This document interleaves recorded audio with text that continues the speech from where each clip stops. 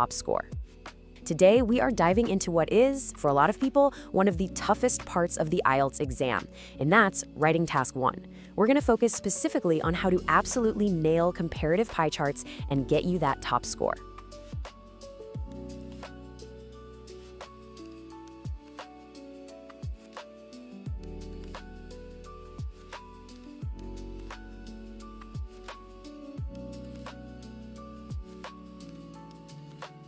Okay, let's just get right into it. Imagine this. You're sitting in that exam, you flip over the page, and boom, this is what's staring back at you.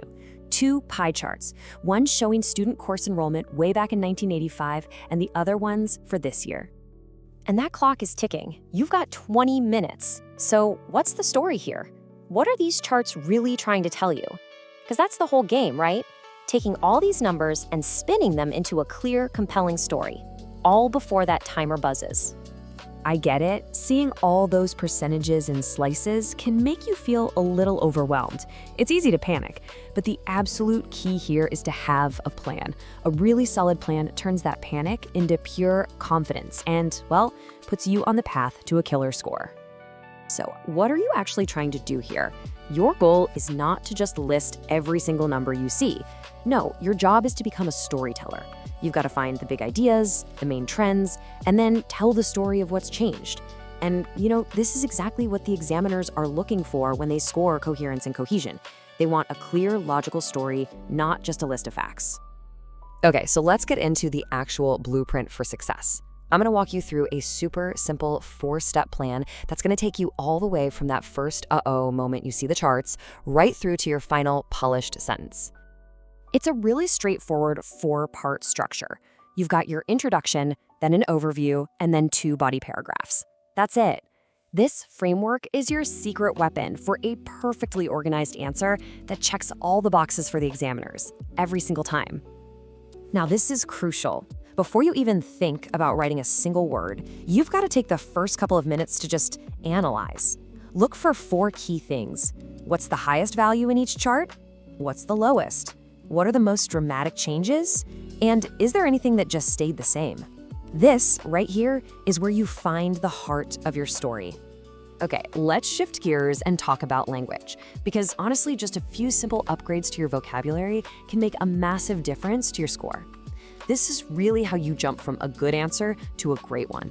It's how you start sounding like you're aiming for a band 8 or even a band 9. I mean, just look at the difference here. You could say, the number for IT went up. Sure, it's true, it's fine. But what if you said, IT experienced substantial growth, surging to become the largest category? Whoa, now that sounds impressive. It's descriptive, it's precise, and it's exactly the kind of language that makes an examiner sit up and take notice.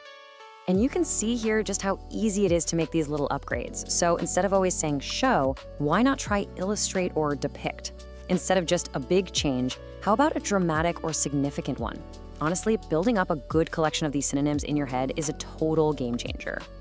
But listen, it's not just about fancy words, it's also about your sentence structure. You have to show off your grammar skills. This means mixing it up.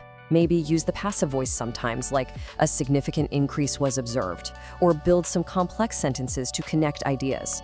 And of course, use comparatives to link the data. That variety is absolutely essential if you want a top score.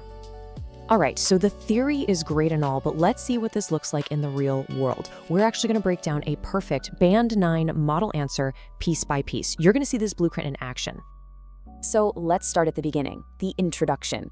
Just look at this. It's a perfect paraphrase of the question. Instead of copying words, it uses synonyms like illustrate and distribution, and it does it all in one clean, flawless sentence. And check out the grammar. We're talking about a complex sentence right out of the gate. This immediately tells the examiner, hey, I know what I'm doing. It sets a really sophisticated, high-level tone for everything that follows. Okay, next up is the overview. Now, this might just be the most important part of your whole answer. See how it gets straight to the point? It flags the single biggest trend, that dramatic emergence of IT. But notice, there are no specific numbers yet. It's not bogged down in details. That's for later. And the magic phrase here is the most notable trend. You see that? Using a superlative like most notable or most significant is like a big flashing sign for the examiner. It tells them you've understood the data and you've found the main story.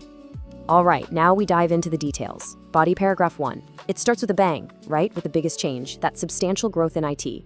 And then, crucially, it backs it up immediately with the actual numbers, from 0 all the way to 27%. See how that directly supports what was said in the overview? Perfect. And again, look at the sentence structure. That little phrase, which surged, that's a relative clause. It's a fantastic way to pack in more detail without having to start a whole new sentence. It just makes your writing flow so much better. Then the paragraph keeps going, using a great connector word like conversely. Now this one word does a ton of heavy lifting. It shows the examiner you can pivot and contrast different bits of information really smoothly. In this case, pointing out that big drop from modern languages. Now, let's jump to the second body paragraph. This is really clever because it groups together all the less dramatic stuff. It talks about the categories that were more stable, like fitness and dance, which stayed exactly the same. This proves you can organize your ideas logically, not just randomly.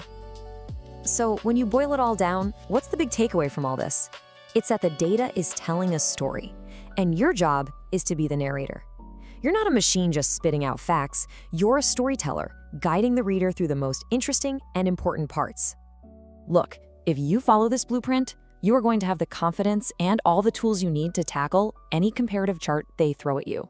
So the next time you see a bunch of data, the first question you should ask yourself is this: what story will I tell?